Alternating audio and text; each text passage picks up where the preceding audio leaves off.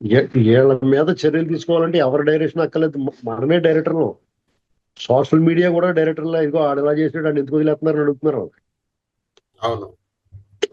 మీకు ప్రజలే డైరెక్టర్లు అండి ఇందులోను. ఆ ప్రజల నుంచి డిమాండ్ వస్తుంది. ఉమ్, దీనికి ఎవరు డైరెక్ట్ చేయక్కర్లేదు. ఓకే. ఇంకా వదిలేసేటట్టు తిట్టేస్తున్నారు కదా వాళ్ళని పట్టుకుని. ఇంకా ఇంకా 300 మంది వీళ్ళు ఎందుకు వదిలేసారని తిడుతున్నారు. అవును.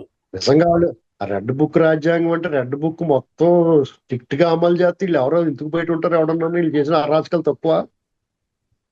ఆయన బయటికి లాగి ఆయన మీద అభాండాలు వేసి అపనిందలు వేసి ఆయన ఇన్వాల్వ్ చేసి పడుకున్న గుర్రాలు నేర్పు తెచ్చుకున్నట్టే కదా. అవును. ఇప్పుడు ఆయన ఏమంటున్నాడు, నువ్వు మొదలెట్టు నేను ముగిస్తాను అంటున్నాడు. ఉమ్, మరి పల్నాడు పౌరుషం ఆ మాత్రం ఉన్నదా? ఉంటది. డెఫినెట్ గా ఇప్పుడు ఆయన దారిని ఆయన పోయేవాడిని కెలికి ఊరికే మాట్లాడితే బురద వేస్తే కొడితే కొట్టించుకుంటాం, గెలితే గెలిచుకుంటానికి వాళ్ళు ఏమన్నా మా మామూలు వాళ్ళుగా ఎందుకు ఊరుకుంటారు?